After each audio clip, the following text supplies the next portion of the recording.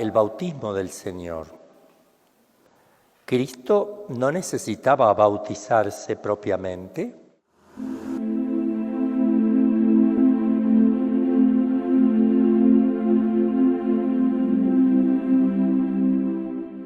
Habemus Papam, Cardinalem Ratzinger.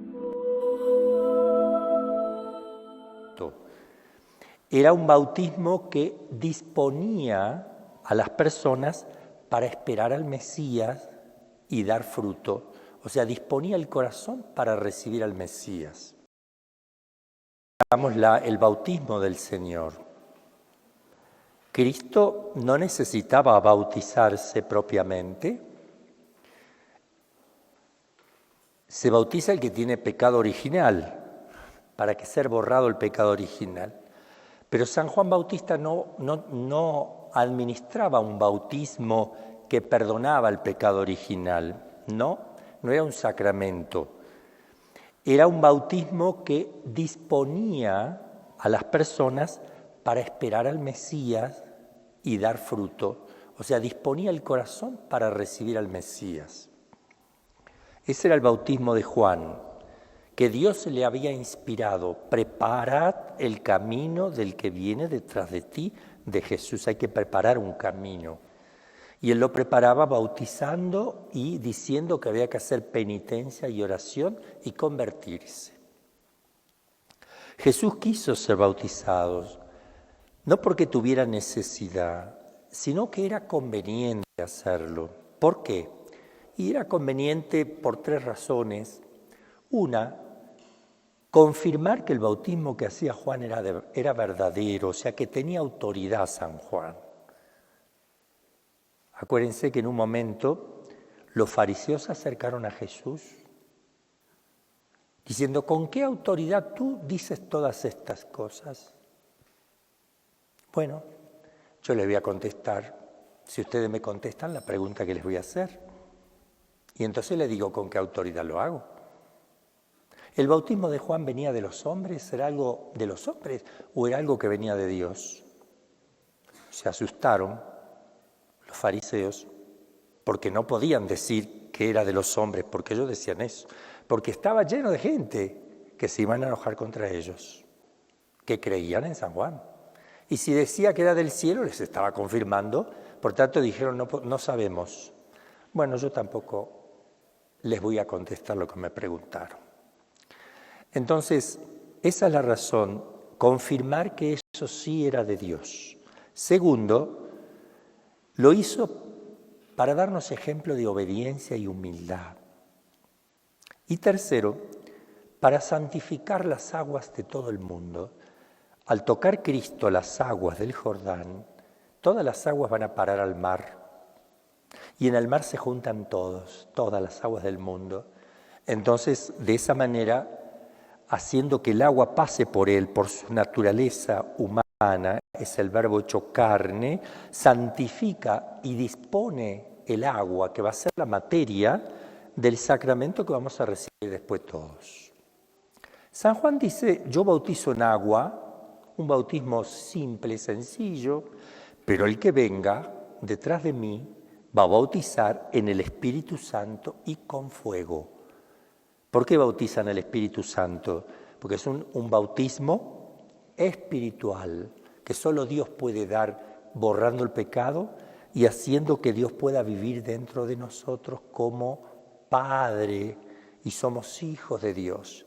¿Y por qué con fuego también? Porque el Espíritu Santo se le atribuye el amor y el amor se manifiesta como fuego. Acuérdense en Pentecostés, cuando descendió el Espíritu Santo sobre los apóstoles como lenguas de fuego, caían los dones. Fuego y Espíritu Santo van juntos, porque el Espíritu Santo es el amor del Padre y del Hijo. Y cuando se estaba bautizando Jesús, va a haber una manifestación hermosa. Y nuestros hermanos separados no se dan cuenta que el Espíritu Santo es lo más espiritual que hay. Ellos dicen no hay que hacer imágenes porque Dios es espíritu. Bueno, yo no hago la imagen del Padre, No sé, bueno, la puedo hacer, un viejito de barba la haré, ¿verdad? No hay que hacer imágenes de lo espiritual. Sin embargo, el Espíritu Santo es lo más espiritual de todos los espíritus. Y sin embargo, Dios quiere manifestarse Él en forma de paloma.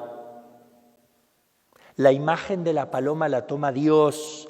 Dios se hace imagen. El Espíritu Santo se hace imagen de paloma para expresarse. ¿Cuál es el problema? Dios se expresa con su Hijo, que se hizo hombre, se hizo imagen del Padre, viva, es el ícono viviente del Padre. ¿Cuál es el problema? No solo se hace imagen, hace sentir su voz. Porque Dios no habla como nosotros. Dios se comunica, el Padre con el Hijo, el Padre y el Hijo con el Espíritu Santo, y el Espíritu Santo con el Padre y el Hijo. ¿Cómo se comunican? Con el pensamiento. No tienen boca, no usan palabras. Sin embargo, aquí se oye una voz del Padre, una voz como de trueno, va a decir después otro evangelista, poderosa, potente. Entonces Dios toma otra imagen, toma el sonido, que es otra forma material de expresarse, la imagen, la paloma, y el sonido es otra forma materializada de expresarse Dios. ¿Cuál es el problema? Por eso ven que es importante las imágenes, porque Dios vino a que le toquemos. Nosotros predicamos lo que hemos visto, tocado con nuestras manos, dice San Juan. Ese es el que predicamos, lo hemos palpado, se ha hecho imagen. Tú eres mi Hijo, el predilecto, y en ti me complazco, dijo esa voz desde el cielo, que seguramente es la voz que produce un ángel de parte de Dios.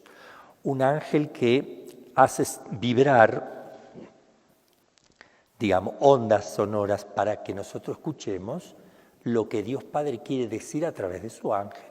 Porque Dios obra a través de los ángeles, que son las causas que Dios utiliza para llegar a la tierra, causas segundas, decimos.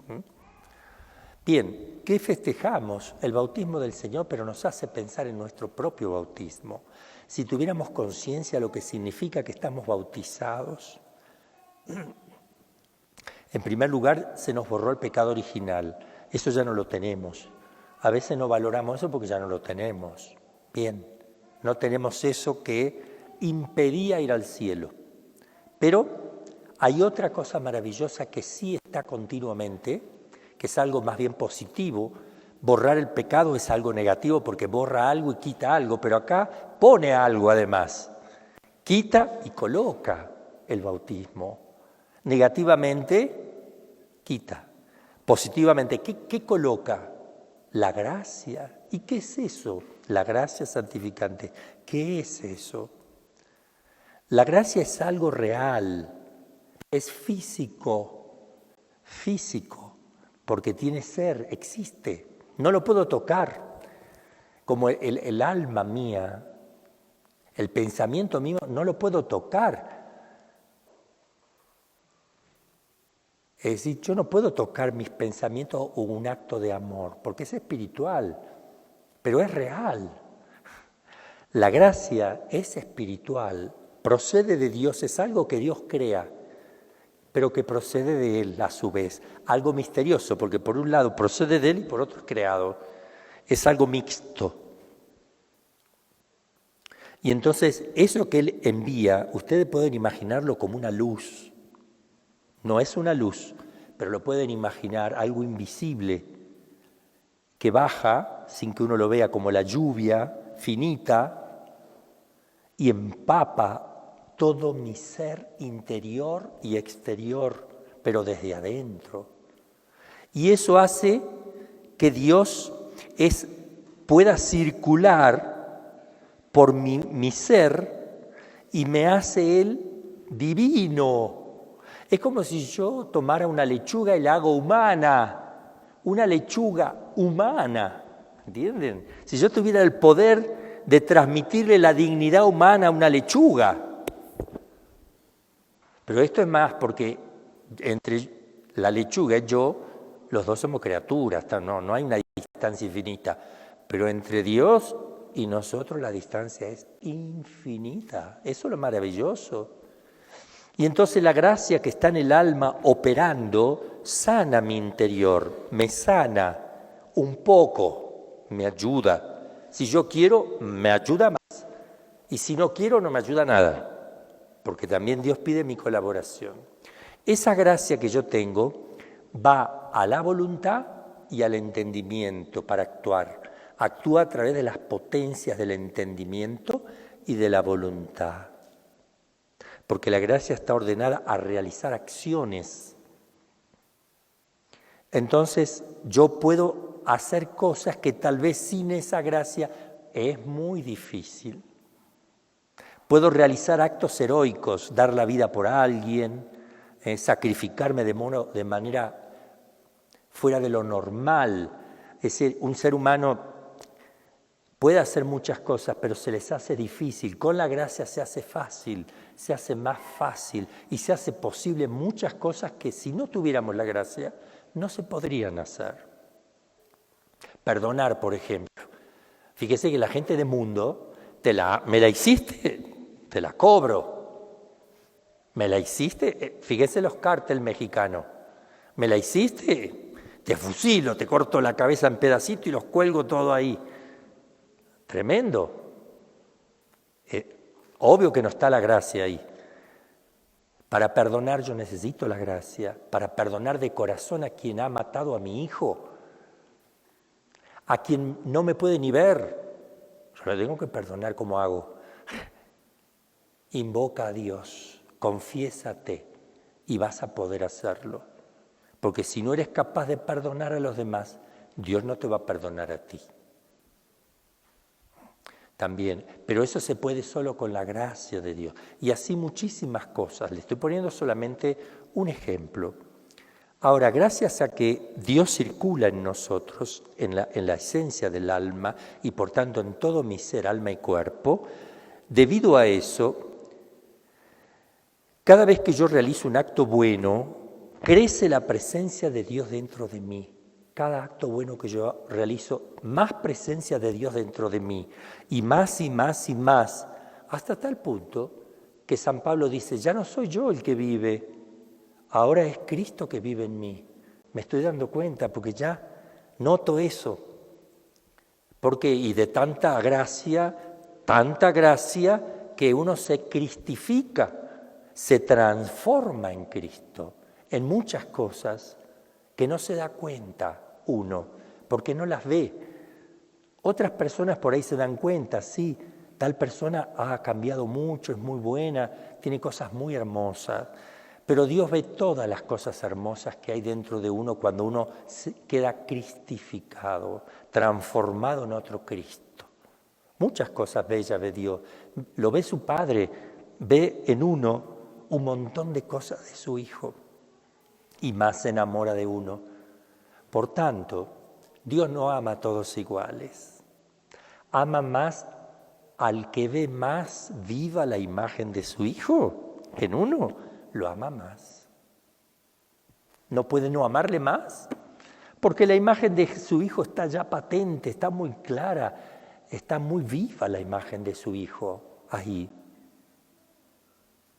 Entonces, fíjense que yo puedo entablar con Dios una relación de amor donde vaya creciendo eso. Si estoy en gracia de Dios y practico virtudes, paciencia, humildad, generosidad, servicio, la fe, la esperanza, la caridad, la prudencia, la justicia, la fortaleza, la templanza. Si hago oración, si hago penitencia, si soy amable, compasivo con los demás, misericordioso, si hago obras buenas, wow, uno va haciéndose otro Cristo.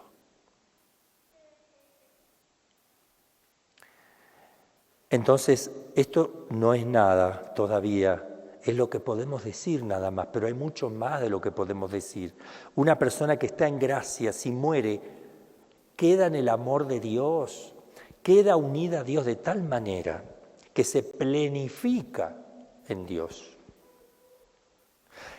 Por la gracia que tenemos de Cristo en el alma, somos herederos de toda la riqueza de la eternidad, de todo lo que podamos imaginar. Todo lo que Dios tiene como riqueza propia es nuestra. Toda la felicidad misma de Dios, adentro de Él y fuera de Él, la voy a recibir, proporcionada, porque si yo quiero recibir el infinito amor de Dios, yo reviento. Soy limitado y Él no, pero proporcional y siempre en aumento. ¿Y cuándo se va a dejar de aumentar tu gozo en el cielo y tu amor y todo lo que Dios tiene prometido darte? ¿Cuándo se va a acabar si va aumentando siempre? Nunca, porque estamos en la eternidad, no se acaba, pero siempre se aumenta. Eso no lo podemos experimentar en la tierra, donde todo se termina. Allá no se termina. Acá las cosas empiezan y terminan, y si uno agrega cosas, se acaban de agregar, ya no hay más para agregar. Allá sigue y sigue y sigue. En un vínculo de amor compartido entre Dios y la criatura. Esto lo podemos vivir, por eso venimos a comulgar. Viene a comulgar solo el que está en la gracia de Dios. No puede comulgar alguien que no esté en gracia de Dios. Y no estamos discriminando. La palabra discriminar no es negativa, pero se entiende, por eso la uso, se entiende mal hoy día. Discriminar se cree que es marginar a alguien. No. Pero bueno, nosotros no marginamos a nadie al decir que solamente puede comulgar el que está en gracia. Estamos diciendo que para recibir semejante cosa tiene que haber una proporción. Tienes que estar con la gracia de Dios para poder recibir ese tesoro de la Eucaristía. Porque no puedes meter ese tesoro que es Dios eucarístico en el pantano, en un pantano, en una inmundicia, no lo puedes hacer. Porque Dios no merece tu inmundicia. Entonces, todos somos pecadores, pero al tener la gracia de Dios, Jesús se ocupa de limpiar el interior. Entonces ya es distinto. Ya puedo incorporar ese tesoro dentro de mí porque está preparada mi alma. Y ojalá la muerte sea una preparación como la que tenemos cuando vamos a comulgar. Prepararnos para que el Señor nos llame. Porque la vida en la tierra no tiene sentido sino en Dios. No tiene sentido vivir, nacer, crecer, te casas, tienes hijos, tus hijos se casan, tienen hijos, esos a su vez se casan, tienen hijos. ¿Y cuál es el fin?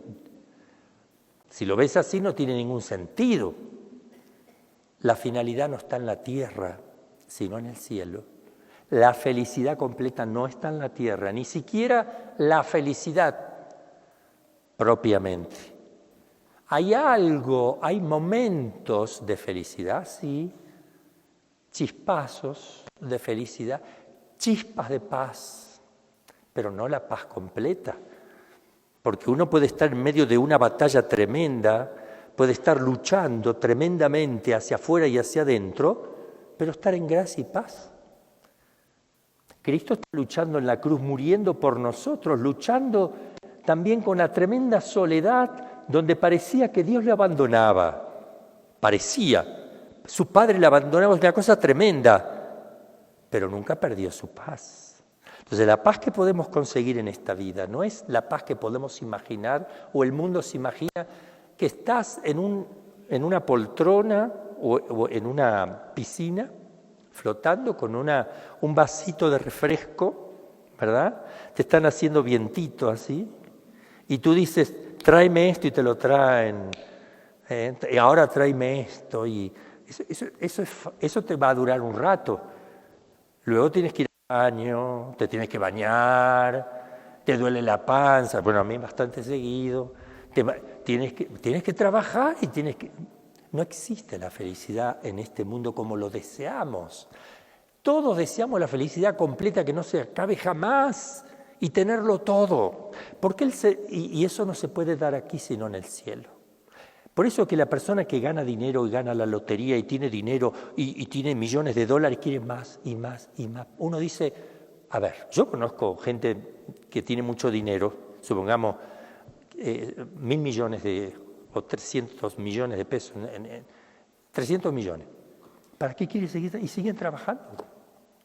Y siguen y siguen y siguen y más, y se hacen problemas. Y uno dice, qué tonto. Si no trabaja y se queda quietito en la casa, se enferma y se muere. Y si trabaja más y más, no tiene sentido. Por eso que el ser humano, si no pone el corazón en Dios y no mira lo que nos viene y lo que nos espera, el hombre es el ser más desdichado que hay en la creación. Porque un perro, los animales, no se proyectan. Ellos viven el momento presente. No tienen problema. No hay perros ateos y perros creyentes. Es el momentito, pero el ser humano no. El ser humano quiere trascender más allá. Y Dios así lo ha hecho para que lo desee, para que busque más allá de aquí. Y el que no lo hace, se mete hacia adentro y se autodestruye. El ser humano tiene dos movimientos adentro de uno. Puede salir hacia afuera o puede quedarse o meterse hacia adentro. Vuelca toda su fuerza sobre sí mismo, se contempla, se mira permanentemente, se ahoga en sus cosas, en sus pequeños, minúsculos problemas. Se ahoga con él, se ahoga hacia adentro, se cierra, se aparta, se llena de problemas, no sirve a nadie, no le importa el entorno. Así son los demonios en el infierno. Es el repliegue más grande que existe en un ser. Mirarse su propio ombligo. En cambio el otro es el otro movimiento. Sale de sí hacia Dios y hacia los demás, vive sirviendo, no piensa en Él, vive siempre buscando el bien, qué puede hacer acá, qué puede hacer allá. Esa persona está viviendo. La primera que describimos está muriendo permanentemente. Esta está viviendo. ¿Por qué? Porque está muriendo a sí mismo, está viviendo, está saliendo de sí. ¿Y qué es la vida eterna? Salir completamente de sí y meterse en Dios y Dios en mí. ¡Wow! Entonces, no existe un acto de amor que termine en uno. Es falso, no es amor, es egoísmo. Hiciste algo hermoso, pero para ti. A ver, el novio que le dice a la novia, te amo, vamos a hacer el amor antes de casarnos, vamos a hacer el amor porque yo te amo. Es un egoísta, es una persona mentirosa, es un egoísta. Quiere satisfacer un egoísmo tremendo. Él piensa en sí, en el disfrute de sí para sí, consigo mismo. No le importa la otra, lo va a usar como un objeto. Y no le importa el fruto de ese amor, porque primero no es amor, no va a haber fruto, ni le interesa el hijo que pueda venir. Es el repliegue más grande. Por eso la pornografía, la masturbación, el adulterio, la fornicación, son los actos de egoísmo más grandes que existen, porque es un repliegue sobre sí mismo. Es un enamorarse consigo mismo, que no es amor tampoco. Es una ilusión que uno tiene de sí mismo y es el pecado más grave que existe. En cambio, cuando la relación está abierta a la vida, es otro, porque es un don. Se donan. Uno se dona, el otro también se dona y viene el fruto del don, que son los hijos. Es distinto. El Cristo se dona. Se da completamente. Eso es el amor. Por eso Jesús dice, no hay amor más grande que darlo todo, que dar la vida. Dar la vida es darlo todo. No puedo dar más. ¿Por qué? Porque es darlo, justamente, es darlo. Y todos estamos llamados a darlo todo. Mientras vivimos, pero por las dudas, Dios se asegura que al menos una vez lo vayas a dar todo. Cuando te vaya a llamar, la muerte es darlo todo. No nos vamos a escapar. O lo das libre y voluntariamente, con gozo y deseos, o te lo van a sacar aunque tú no quieras, te vas a aferrar a la cama, lo que sea, porque eres egoísta, no quiere que te quiten nada, te lo van a sacar y vas a sufrir. Entonces, no hay cosa más hermosa que dar la vida, darla. Dios nos da la gracia, nos comunica su vida a nosotros. Él nos está enseñando lo que es el amor, la comunicación total de sí mismo. Pero te vas a experimentar el tener que estar todo, absolutamente, por las buenas o por las malas. Qué feo que haya en tu sepulcro una lápida que diga, este hombre simplemente murió. Otra, este hombre dio la vida por Dios y por el prójimo. ¡Wow! Entonces, no es simplemente que vives hasta que se te la quitan. ¡Dala! Hoy, comienza a darla. Y vas a ver que al darla, recibes vida. Pero vida espiritual, la vida de la gracia. Y te sientes bien, te fortaleces, te sientes con ganas de amar a Dios. Problema que te venga un granito en la cara, a veces por un que le agarra depresión. Y se quieren suicidar porque le salió un granito a los 15 años, imagínense. La nenita que estaba todo el tiempo pintando allí, soñando con sus zapatitos, viviendo para sí mismo, vio un granito en su carita y quiso quitarse la vida, porque ya se veía un monstruo. En realidad era un monstruo, pobrecita. No le enseñaron a vivir, era un monstruo, pero no como ella pensaba, no por el grano, sino por lo que tenía dentro, era un monstruo. Damos gracias en este día al Señor por el bautismo que hemos recibido, por esta gracia que está en nosotros, que nos puede hacer trascender, nos puede hacer Dios por participación si la vivimos. Somos Dios por participación. Siendo nada podemos serlo todo. Y pidamos a la Madre de Dios, ella que es la dispensadora universal de todas las gracias, nos conceda siempre el vivir y morir en el estado de gracia santificante. Que así sea.